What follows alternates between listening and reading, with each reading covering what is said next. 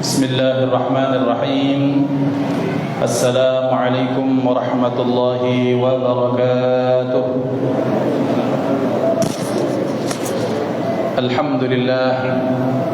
Alhamdulillah wa kafa. Assalatu wassalamu ala sayyidina Muhammadin al-Mustafa wa ala alihi wa ashabihi min ahli as-sidqi wal wafa. Ashhadu an la ilaha illallah wahdahu la sharika lah wa ashhadu anna sayyidina wa nabiyyana Muhammadan abduhu wa rasuluhu man la nabiyya ba'dah. Allahumma salli wa sallim wa barik ala sayyidina Muhammad wa ala alihi wa ashabihi ajma'in. Allahumma rabbi shrah li sadri wa yassir li amri wa hlul 'uqdatam min lisani yafqahu qawli. Subhanaka la ilma lana illa ma 'allamtana innaka antal alimul hakim. Allahumma arzuqna fahman nabiyyin wa hifdhal mursalin wa ilhamal malaikatil muqarrabin. Allahumma aghnina bil ilmi wa zayyinna bil hilmi wa akrimna bit taqwa wa jammilna bil afiyah. La hawla wa la quwwata illa billahil aliyyil azim. Walhamdulillahi rabbil alamin. نوينا التعلم والتعليم والتذكر والتذكير والنفع والانتفاع والإفادة والاستفادة والحث على التمسك بكتاب الله تعالى وسنة رسوله والدعاء إلى الهدى والدلالة على الخير ابتغاء وجه الله ومرضاته وقربه وثوابه سبحانه وتعالى على هذه النية وعلى كل نية صالحة وإلى حضرة النبي المصطفى محمد صلى الله عليه وسلم بسر الفاتحة. أعوذ بالله من الشيطان الرجيم. بسم الله الرحمن الرحيم. الحمد لله رب العالمين الرحمن الرحيم مالك يوم الدين. إياك نعبد وإياك نستعين. اهدنا الصراط المستقيم صراط الذين أنعمت عليهم غير المغضوب عليهم ولا الضالين. آمين. Ma'asyiral muslimin, para syiban, para ulama, para habaib, para kiai, para guru, para ustaz, ikhwatal iman dimanapun berada, bersyukur kehadirat Allah. Kembali kita dipertemukan dalam majlis ta'lim rutinan kita, bersalawat dan salam kepada baginda Rasulullah sallallahu alaihi wasallam dengan ucapan Allahumma salli wa sallim wa barik ala sayyidina Muhammad wa ala alihi wa ashabi ajma'in. Mudah-mudahan salawat dan salam juga Allah limpah ruahkan kepada keluarga beliau, kepada sahabat, kepada pengikut sekalian. Amin Allahumma amin. Ikhwatan iman yang dimuliakan Allah, biiznillah insyaallah malam hari ini kita akan melanjutkan pembahasan tentang adab dalam berdoa, bahwa ketika kita bahas di pekan yang lalu adab daripada doa, karena kita tahu adalah adab perkara yang sangat mahal dalam Islam, yang dengan adab ini maka kita akan mendapatkan keberkahan yang lebih banyak. Jangankan untuk perkara-perkara yang sifatnya ukhrawi, untuk hal-hal yang sifatnya keduniaan saja kita dibutuhkan adab, apalagi ketika kita berdoa, bermunajat, berpinta kepada Allah. Maka di pekan yang lalu yang kita bahas terakhir adalah bagian dari adab itu adalah mengangkat tangan ketika berdoa. Kemudian yang kedua, kita memfokuskan hati kita, tawajuh kita kepada Allah Subhanahu wa taala. Karena diriwayatkan di zaman Nabi Musa alaihi salam bahwa ketika beliau melihat ada orang yang berdoa kepada Allah, kelihatannya orang ini khusyuk, dia fokus. Kemudian ketika berdoa, ternyata dia doanya tak diijabah oleh Allah Subhanahu wa taala. Padahal Nabi Musa ketika melihat orang tersebut, ini orang ini betul-betul khusyuk ini. Ya Allah, kalau memang aku punya hak, punya kuasa untuk mengabulkan doa, jikalau depan cek. Kita lanjut ya. Bahwa Nabi Musa alaihissalam menyatakan, jikalau saya punya hak untuk mengabulkan doa, maka niscaya saya akan menjadikan kuasa saya untuk menjawab doa orang tersebut. Tetapi Nabi Allah Musa alaihissalam mendapatkan wahyu daripada Allah Subhanahu wa taala, dengan Allah mewahyukan, wahai Musa, sesungguhnya fulan bin fulan ini dia punya satu ghanam, dia punya satu domba atau kambing yang ketika dia berdoa ternyata pikirannya bukan kepada Allah tapi kepada kambing tersebut. Maka kata Allah, sampaikan kepada hambaku tersebut, kalau ingin berdoa ya sudah berdoa, maka berdoalah kepada Allah, tawajjuhkan hatimu kepada Allah Subhanahu wa taala. Maka setelah itu kemudian akhirnya dia tersadar, kemudian selanjutnya orang tersebut berdoanya tadarru hatinya kepada Allah Subhanahu wa taala, maka doanya dikabulkan Allah. Pembelajaran kepada kita ya ikhwan, terkadang kita mengangkatkan tangan, menundukkan kepala, kemudian kita mengkhusyukkan hati, tapi ternyata pikiran kita kemana-mana. Maka ini yang boleh jadi kalau kita mengevaluasi diri, ketika kita berdoa, jangan-jangan pikiran kita, fokus kita masih kepada yang lain-lain. Maka oleh karena itu, bagian daripada adab kita kepada Allah Subhanahu wa taala manakala berdoa adalah tawajjuh. Maka ada istilah tawajjuhat, artinya kita mengarahkan, memfokuskan hati kita, pikiran kita, sanubari kita kepada Allah Subhanahu wa taala. Maka berharap bahwa kemudian apa yang kita doakan tersebut diijabah oleh Allah Subhanahu wa taala. Dalam bahasa sederhana seperti ini ya. Dalam kiasan sederhana, bahwa kita lihat fenomena HP sekarang.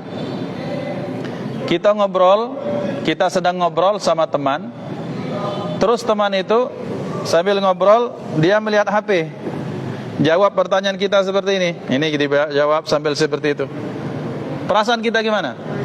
Tersinggung. Perasaan kita pasti tersinggung karena kita ngobrol kepada dia tapi dia fokus kepada tempat lain. Allah tersinggung ketika dia minta kepadaku, kata Allah, tapi ternyata permintaan itu tak fokus, dia hatinya kepada yang lain. Sementara Allah ini kan zat yang amat sangat cemburu, pencemburu Allah Subhanahu wa taala. Saking cemburunya beliau, Allah Subhanahu wa taala tak mau disamakan, Allah tak mau diduakan, Allah tak mau disyarikatkan. Maka ada orang-orang yang disebut sebagai orang musyrik karena dia menduakan Allah, menyamakan Allah dengan makhluk yang tak ada sebandingan sedikit pun dengan Allah Subhanahu wa taala. Maka oleh karena itu ya ikhwan, berarti pembelajaran bagi kita, jazakallahu khair, ketika kita berdoa maka fokuskan hati pikiran kita kepada Allah Subhanahu wa taala. Kemudian selanjutnya, ini bagian dari adab dalam berdoa, kita akan bahas adalah kalam dari Sayyidina Ja'far As-Shadiq radhiyallahu anhu qala. Dari Sayyidina Ja'far As-Shadiq, beliau menyatakan, barang siapa yang kemudian dia dibingungkan, dibikin sedih oleh satu perkara, maka hendaklah dia membaca 5 kali Rabbana. Rabbana, Rabbana, Rabbana, Rabbana, Rabbana. Dibaca, dia membaca Rabbana sampai 5 kali, ya. Bismillah. Maka dia membaca 5 kali Rabbana. Rabbana apa saja? Ahlan sahlan.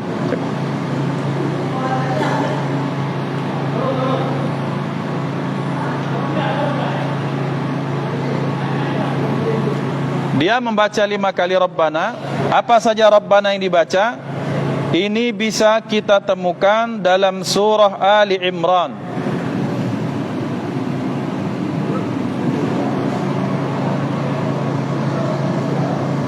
Kipasnya dimatikan, ya? Kipasnya dimatikan, ya? Hah? Bisa kuat.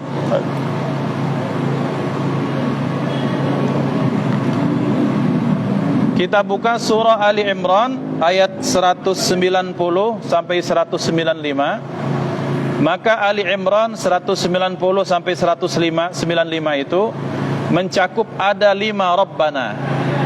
Yang ini dikatakan oleh Al-Imam Ja'far As-Shadiq, barang siapa yang dia itu dibingungkan oleh perkara, dibikin sedih oleh perkara, maka bacalah Rabbana 5 kali. Rabbana, Rabbana, Rabbana, Rabbana, Rabbana. Rabbana itu apa? Rabbana yang kita temukan, nanti kita buka mushaf, dicatat saja surah Ali Imran 190 sampai 195. maka di situ ada ayat yang a'udzubillahi minasyaitonir rajim, inna fi khalqis samawati wal ardi wa ikhtilafil laili wan nahar. Ya. Inna fi khalqis samawati wal ardi wa ikhtilafil laili wan nahar la ayatin li ulil albab.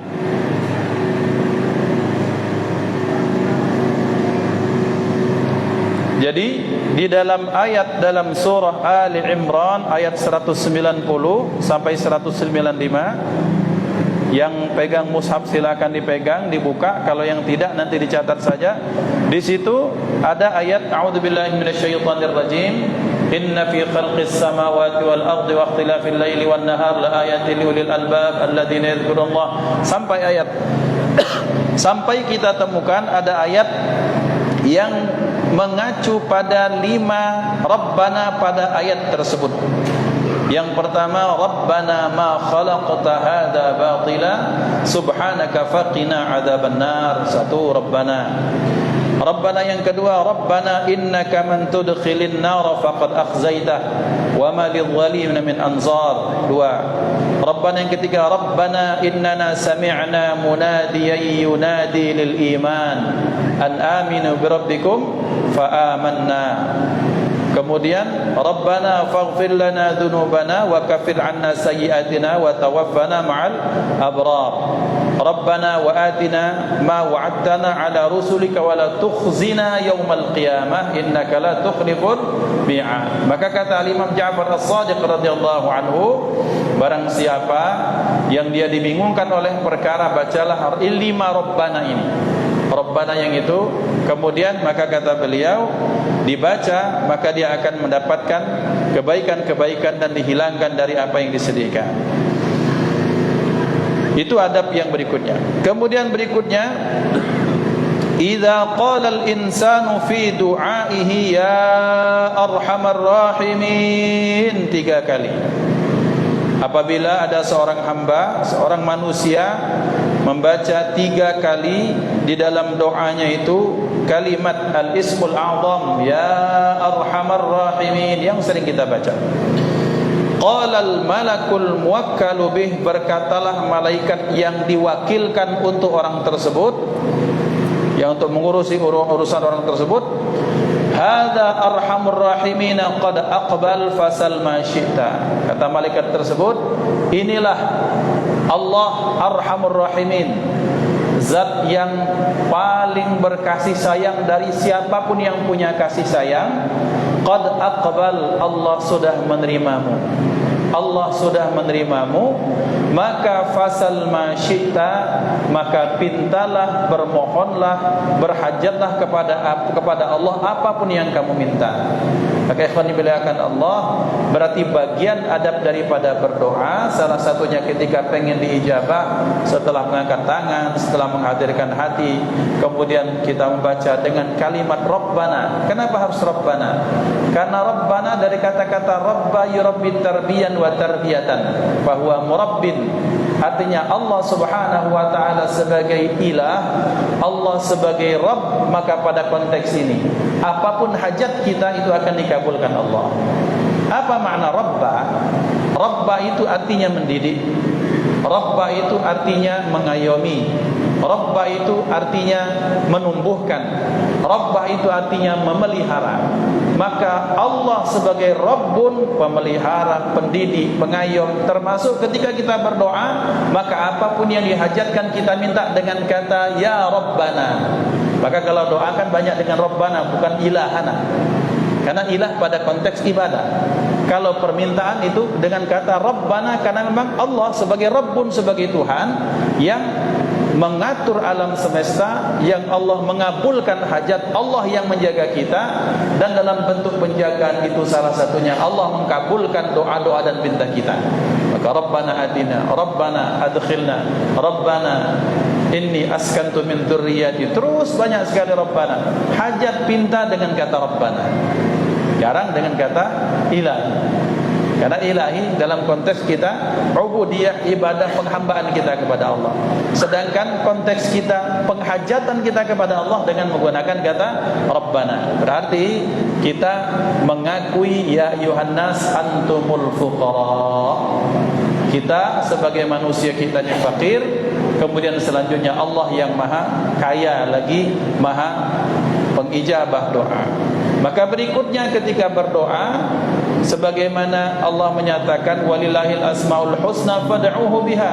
Allah memiliki nama-nama yang baik, maka berserulah dengan nama-nama baik tersebut. Ini bukan hanya dengan nama yang baik, tetapi kita menyeru Allah dengan al-ismul a'zam. Ya Arhamar Rahimin, dikatakan sebagian besar ulama, Ya Arhamar Rahimin bagian daripada al-ismul a'zam. Apa al-ismul a'zam? Al-ismul a'zam alladhi idza du'iya bihi ajaba wa idza su'ila bihi a'ta wa idza du'iya bihi ajaba atau kama qala. Bahwa al-ismul a'zam adalah nama yang ketika kita memanggil Allah dia akan mengabulkan. Ketika kita berhajat maka pinta kita pun hajat kita dikabulkan Allah Subhanahu wa taala. Idza su'ila bihi a'ta wa idza du'iya bihi ajaba. Maka wajar kalau setiap salat doa kedua ya Arhamar Rahimin farrij 'alal muslimin, bacanya ya Arhamar Rahimin 3 kali. Dan kita minta apa? Kita minta bukan perkara-perkara yang kecil. Kita tak minta ya Allah murahkan rezeki, ya Allah kami tak minta ini dan itu, tapi farrij 'alal muslimin. Kita doanya yang besar-besar. Kita mintanya supaya permasalahan umat-umat Islam ini diberikan tafrij, diberikan jalan keluar oleh Allah Subhanahu wa taala. Ini bagian dari etika yang diajarkan ulama. Kalau doa itu jangan nanggung, mintalah perkara yang besar sebagaimana nanti akan dibahas. Kemudian selanjutnya nomor 5, hukiya dihikayatkan anna ba'dahum jaa ila ba'dil masyayikh wa khadamahu wa qala lah. Diriwayatkan ada seorang santri, ada seorang murid yang datang kepada salah satu masyayikh, kepada salah satu guru, salah satu mursyid tariqah. Kemudian dia datang untuk berkhidmah kepada guru tersebut. Dia menjadi khidmah, menjadi khadimnya, tapi punya hajat. Wa qala lahu, ini murid berkata kepada gurunya, uridu an tu'allimanil ismal a'zama. Aku berhajat wahai tuan guru supaya Anda mengajarkan kepada saya al-ismul a'zam. Apa al-ismul a'zam? Yang tadi, kalau kita berpinta pasti Allah ijabah dengan doa tersebut, dengan nama tersebut. Faqala lahu, kemudian sang mursyid bertanya, sang masyayikh bertanya, wa fika ahliyatun lah, kira-kira kamu pantas enggak untuk menerima al-ismul a'zam? Karena harus ada kepantasan. Dalam bahasa anak orang-orang sekarang, fit and proper test. Kamu kira-kira pantas tidak untuk dijadikan orang yang dititipi Allah al-ismul a'zam?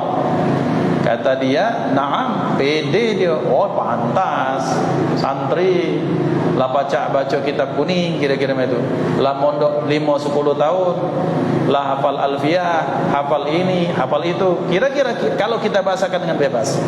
Baik, kata sang guru. Ini tak ceritakan karena panjang. Kata beliau, pergilah kamu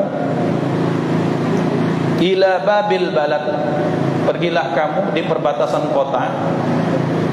Di situ ketika kamu di perbatasan kota, tinggallah sebentar di situ, lihat kejadiannya bagaimana.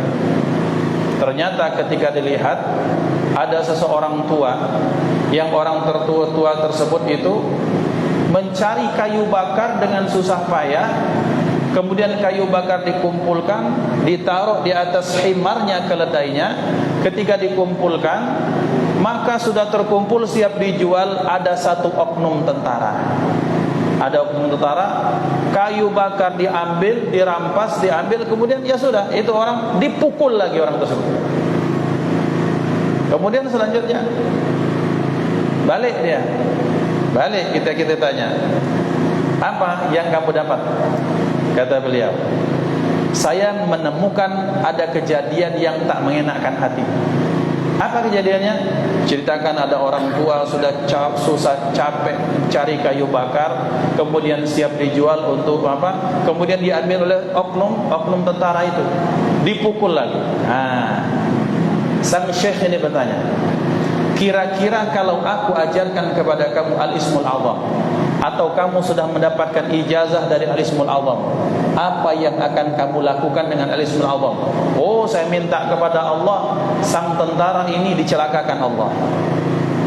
Pantas kamu tak dapat. Karena kenapa? Kamu tahu tidak? Orang yang dipukul oleh tentara itu yang mengumpulkan kayu bakar, itulah orang yang mengajarkan Al-Ismul A'zam kepadaku. Tapi tiap hari dipukul, tiap hari dirampas, dia punya kesabaran, dia punya kasih sayang, dan pantas dia dititipkan Allah Al-Ismul A'zam. Sementara kamu berarti kamu tak lulus. Karena orang punya Al-Ismul A'zam itu bukan orang-orang yang hatinya kotor. Kalau dia kotor, wal'iyadzubillah, akan banyak hal-hal yang tak bagus terjadi. Dengan apa? Dengan ketidakpantasan dia punya hati yang tidak bersih tersebut. Bayangkan, kira-kira kita kembali merefleksi diri kita, kita berkaca kepada diri kita masing-masing.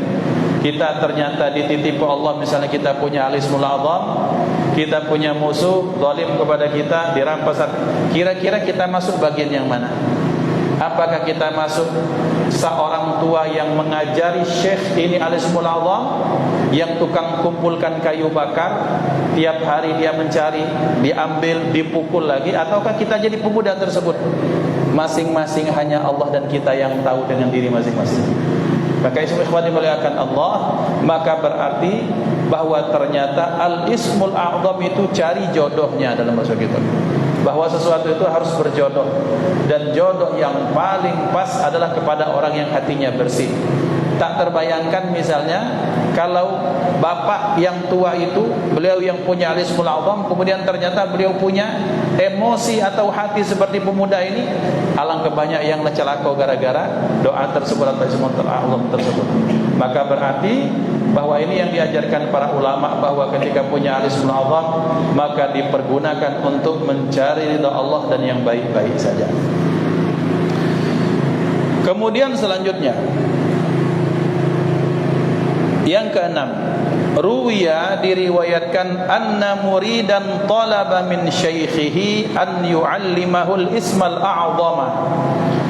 Diriwayatkan bahwasanya ada seorang murid, seorang santri, seorang suluk, seorang salik, yang dia bersuluk, beryadhah, minta kepada mursyidnya itu untuk apa? An yu'allimahul ismal a'zam, untuk mengajarinya Al-Ismul A'zam. Kemudian apa yang dilakukan oleh sang guru? Fa'a'tahu syai'an mughattan. Maka ini si anak, si murid dititipkan sesuatu yang dibungkus pakai bungkus. Wa qala, pesan sang guru, ausilhu ila muridi fulan. Tolong paket ini kamu kasihkan kepada muridku fulan bin fulan. Ya khair, kata yang pengen belajar Ismul A'zam.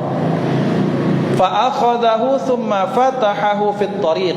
Ketika sudah setengah perjalanan, ini bungkusan ini diambil, dibuka, liyanzura ma fihi. Dia penasaran, pengen tahu apa. Ini padahal apa wasiatnya, pesannya apa, supaya ini diberikan kepada murid sang guru tadi untuk jadikan paket. Kemudian fa kharaja minhu fa'ratan. Ternyata dari bungkus tersebut keluar apa? Keluar seekor tikus. Jadi bungkusan itu berisi tikus. Faraja'a bi kamalil ghaidh. Pulang dia, sudah hilang dia adabnya kepada guru. Memang murid sul adab ini memang dia tidak ikhlas lillahi ta'ala, memang ada kendak di situ. Dia punya apa? Udang di balik batu di situ. Berkhidmat kepada syekh, belajar kepada guru untuk mengambil sesuatu dari beliau. Dan ketika tak tercapai maka dia marah kepada itu. Bahasanya yang sangat marah, katanya seperti ini. Apa? Faraja'a bi kamalil ghaidhi, dia pulang dengan betul-betul kondisi yang marah. Falamma ra'ahu syaikhu tabassam. Ngelihat murid ini marah, gurunya bukan ikut marah, malah ketawa. Senyum, disenyumi sang guru. Wa qala, kata beliau, ya khain, wahai pengkhianat. Dipanggil pengkhianat. Wahai pengkhianat, in lam takun aminan li fa'ratin fa kaifa takunu aminan lil ismil a'zam. Kata sang mursyid ini, Jikalau untuk seekor tikus saja kamu tak amanah, bagaimana dengan al-ismu azam, kata sang mursyid. Satu ekor tikus saja yang itu menjadi paket, kamu khianat, kamu buka, muncul tikus, kamu marah. Untuk itu saja kamu marah, kamu tak amanah, kamu berkhianat. Bagaimana ceritanya kalau kamu sudah diajarkan al-ismul azam, tambah-tambah kamu tak amanah dengan barang yang sangat luar biasa ini. Maka ikhwan dimuliakan Allah, berarti itu tadi belum ada atau tidak ada standar kepantasan di situ. Tidak ada atau belum ada standar kepantasan. Kembali lagi Al-Faqir sampaikan, kalau Al-Faqir dapat al-ismul azam, alam kebanyakan yang celaka, yang patah kaki terbalik motor, tumburan mobil. Kenapa? Wong ini dulu kita panas. Wong ini kemudian berutang tak bayar. Tunggulah kau, bosong gelembung, bosong dulu. Tak baca makan 7 hari 7 malam. Kan seperti itu. Doa kita tuh jarang yang bagus kepada orang menzalimi kita. Terus terang seperti itu. Dan jujur kita atur seperti itu. Maka berarti pantas kalau belum dapat al-ismul azam. Tetapi insyaAllah banyak orang-orang yang bersih hatinya. Dan sangat banyak orang yang bersih hatinya dizalimi, doakan yang baik. Dan kita berharap menuju ke arah sana semua insyaAllah. Amin. Allahumma amin. Kemudian selanjutnya ikhwan, yang ketujuh, kana sallallahu alaihi wasallam jalisan yaqsimu ghanaima Hawazin. Hawazin atau Hawazin adalah baginda Nabi Muhammad sallallahu alaihi wasallam. Ketika beliau itu sedang duduk, beliau membagikan ghanimah, harta rampasan perang di Hawazin pada perang Hunain. Fawaqafa alaihi rajulun minan nas. Kemudian setelah itu ada orang berdiri pada Rasulullah, menghadap pada Rasulullah. Kemudian apa katanya? Innali indaka mau'idan ya Rasulullah. Ya Rasulullah, Anda pernah berjanji kepada saya. Nah, ini orang maksudnya, ya Rasulullah, Anda pernah punya janji sama saya. Dalam bahasa sederhana, pengen lagi janji. Oke ya akhir, kata Rasulullah. Sadaqata fahtakim masyita. Kata Rasulullah, betul, aku pernah berjanji sama kamu. Terus kira-kira bagaimana? Apa yang kamu hajatkan, kata Rasulullah. Qala ahtakimu thamanina dha'inatan wara'iha. Ya Rasulullah, aku berhajat karena Anda pernah menjanjikan sesuatu dan Anda menepati. Aku minta 80 kambing beserta satu pegawai untuk apa? Untuk mengerjakan, untuk ngangonnya, untuk menjaganya semua. Qala hiyalak, kata Rasulullah, baik, boleh, khair. 80 kambing, deal. Tak kasih satu plus sang bujangnya untuk apa? Untuk memelihara kambing, ngurusinya. Apa kata beliau? Wa qala ihtakamta yasiran. Sungguh kamu meminta sesuatu yang amat sangat remeh-temeh, kata beliau. Wala sahibatu Musa alaihi salam allati dallathu ala 'idhami Yusuf kanat ahzama minka. Sungguh, kata beliau sallallahu alaihi wasallam, wanita tua di zaman Nabi Musa yang menunjukkan jasadnya Nabi Yusuf alaihissalam, dia jauh lebih berharga dan lebih cerdas dan pintar daripada. Nah, maksudnya bagaimana? Ceritanya bagaimana? Mengapa Rasulullah membandingkan orang ini dengan siapa? Dengan sahibatu Musa, seorang wanita di zaman Nabi Musa alaihissalam. Ikhwan dimuliakan Allah, ketika Nabi Musa alaihissalam itu Allah nyatakan dalam Al-Quran, a'udzubillahi minasyaitonirrajim, wa auhayna ila Musa an asri bi'ibadi innakum muttaba'un. Dan aku wahyukan, kata Allah, kepada Musa alaihissalam, an asri bi'ibadi, untuk mengajak hamba-hambaku untuk apa? Keluar dari Mesir. Innakum muttaba'un, karena kalian akan dikejar oleh rombongan Fir'aun. Tetapi rombongan ini ada ulama-ulama keturunan dari Nabi Yusuf alaihissalam, bahwa Nabi Yusuf itu pernah punya janji, permintaan kepada mereka, anak turun-temurun, bahwa pengen jasad beliau dikeluarkan dari Mesir, dibawa ke Palestina. Maka kemudian ternyata mereka mengalami hambatan. Karena kenapa? Karena amanah ini belum terselesaikan. Karena mereka tak tahu di mana jasad Nabi Yusuf, sehingga Allah bikin mereka kesulitan. Maka kemudian dicari-cari siapa yang bisa mengetahui. Ternyata ada satu wanita tua yang tahu di mana jasadnya, makamnya Nabi Yusuf disimpan. Cuma dia yang tahu. Seluruh Bani Israel itu yang ada di Mesir tidak ada yang tahu. Maka kemudian ini sang wanita ditemuilah oleh Nabi Musa. Wahai ibu, tolong kasih tahu di mana jasad Nabi Musa alaihissalam. Baik Nabiullah Musa. Tapi untuk imbalannya saya minta 2 permintaan dari Allah. Saya pengen punya hajat. Kata Nabi Musa, ini betina boleh ngapo? Pacak pula dia. Karena yang lain tidak tahu, jadi dia pegang passwordnya kalau kita sekarang. Yang pegang rahasia cuma beliau. Baik, kata Nabi Musa, apa hajatmu? Yang pertama katanya, tolong bikin aku jadi muda lagi. Nah, dimudakan lagi. Muda kira-kira dah ngapo? Kawin, tidak.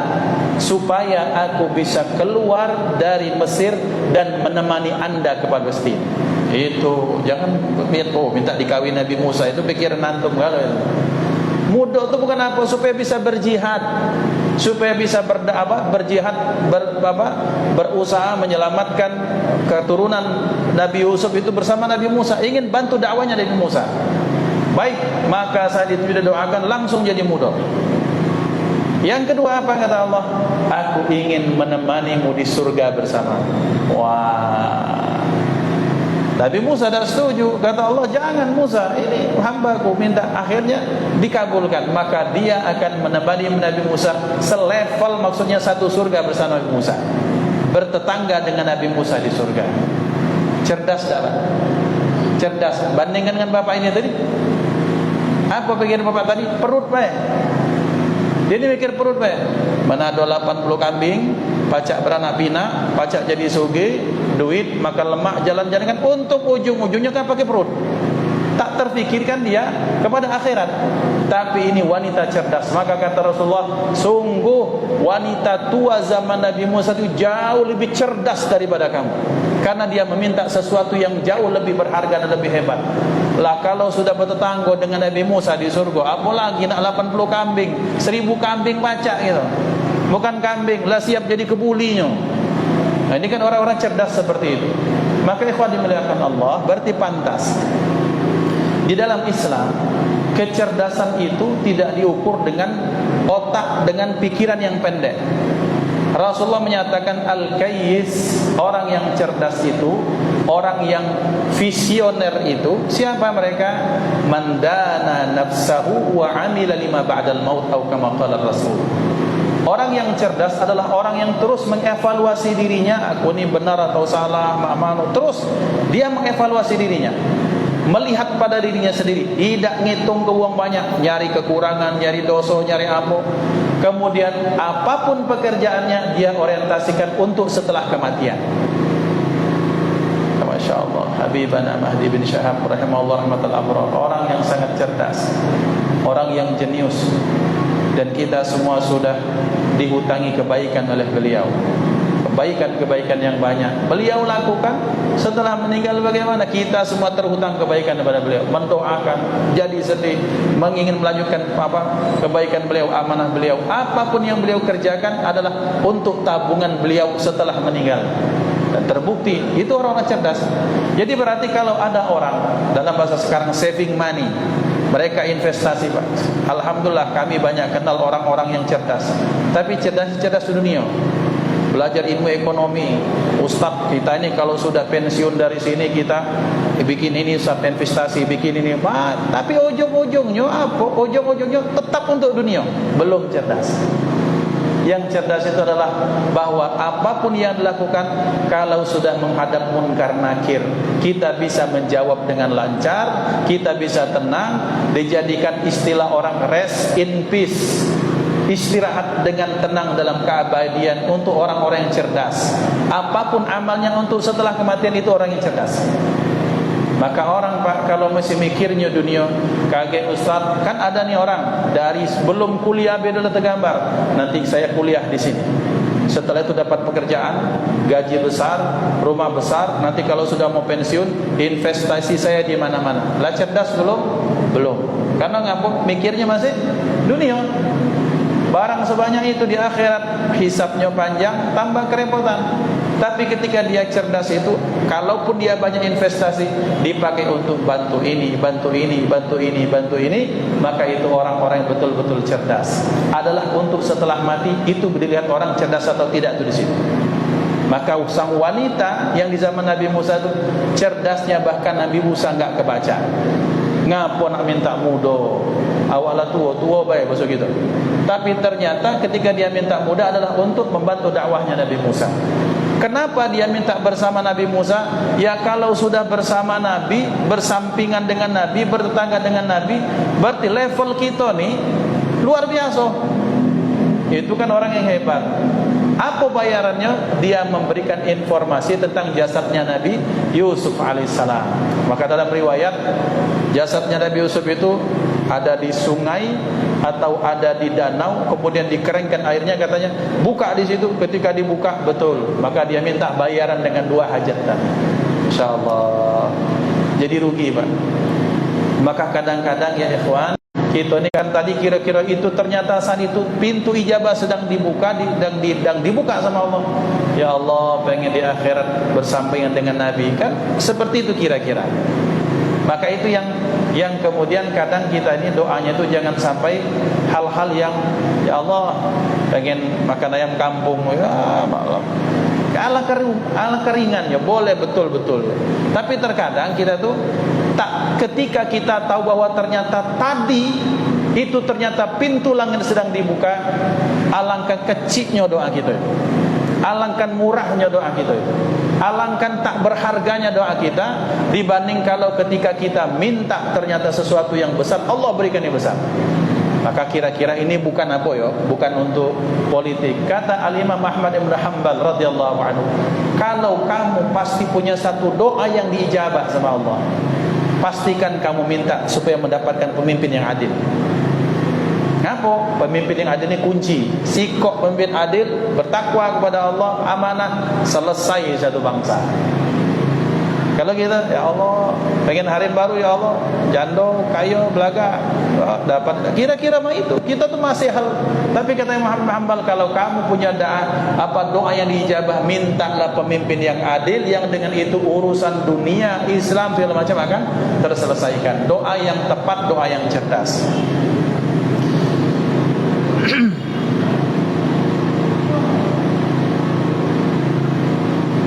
Kemudian selanjutnya, poin yang ke-9, dahulu ada orang yang berdoa, doanya di Ka'bah, dan kita tahu Ka'bah itu kan ketika kita berdoa ada syaraful makan, ada syaraful zaman, ada kemuliaan tempat, ada kemuliaan waktu. Kemuliaan waktu kita di sini, masya Allah, setiap subuh, sebelum subuh doa, setelah subuh setelah qabliyah subuh, menunggu subuh doa, itu saat-saat yang diijabah luar biasa. Itu namanya kemuliaan waktu. Ada berdoa di tempat-tempat yang mulia, di Ka'bah, di bawah sulalah, di bawah pancuran emas, apalagi pas hujan turun itu masya Allah, di dalam Hijr Ismail, di depan Multazam, di seberang Multazam itu kan.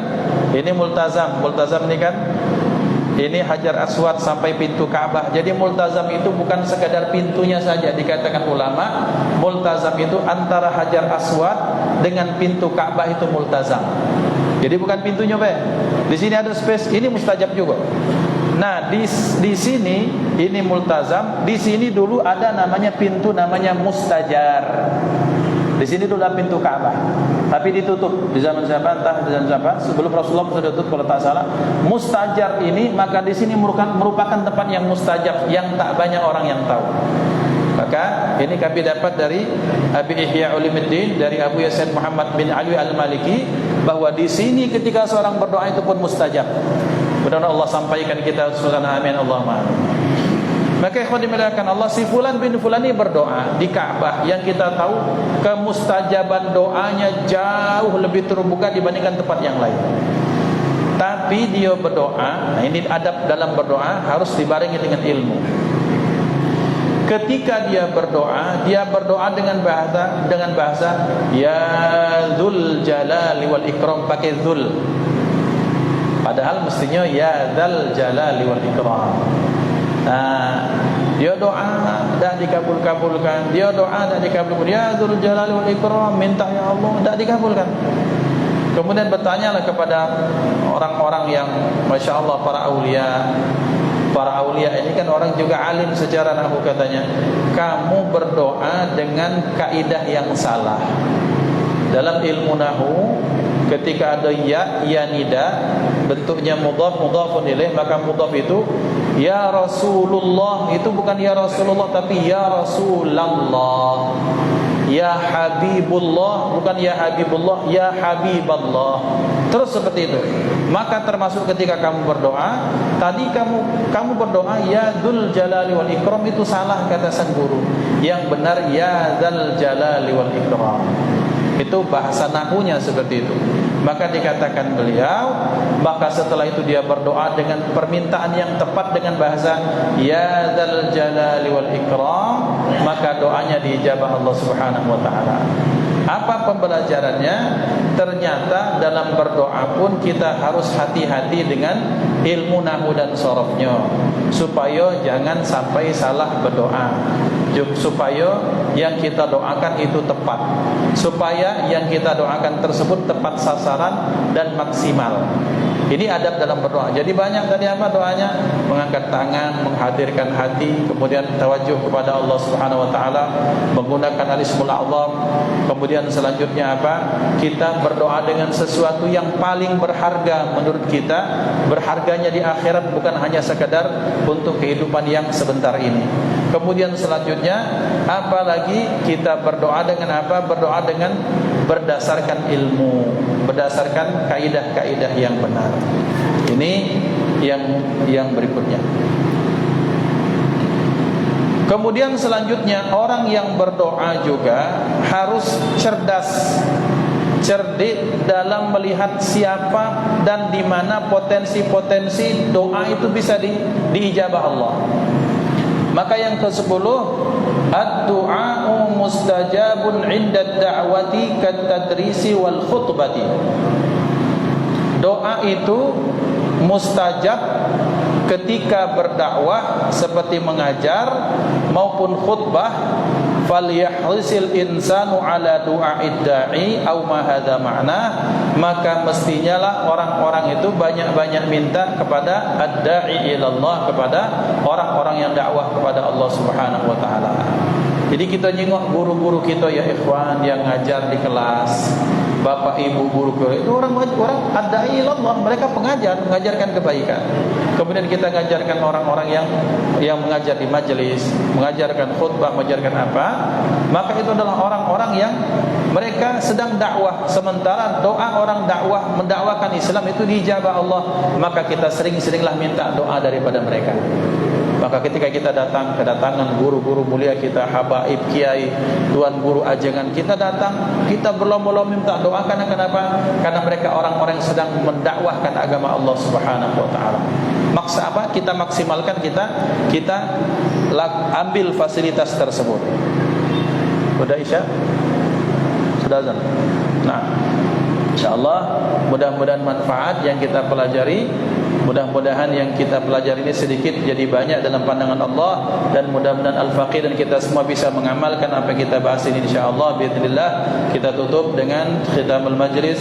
Ya Rabbana a'tarafna bi annana qtarafna wa annana asrafna ala ladha ashrafna fatub alaina tawbah taghsil li kulli hawbah واستر لنا العورات وآمن الروعات واغفر لوالدينا ربي ومولودينا والأهل والإخوان وسائر الخلان وكل ذي محبة أو جيرة أو صحبة والمسلمين أجمع آمين ربي أسمع فضلا وجودا منا لا باكتساب منا بالمصطفى الرسول نحظى بكل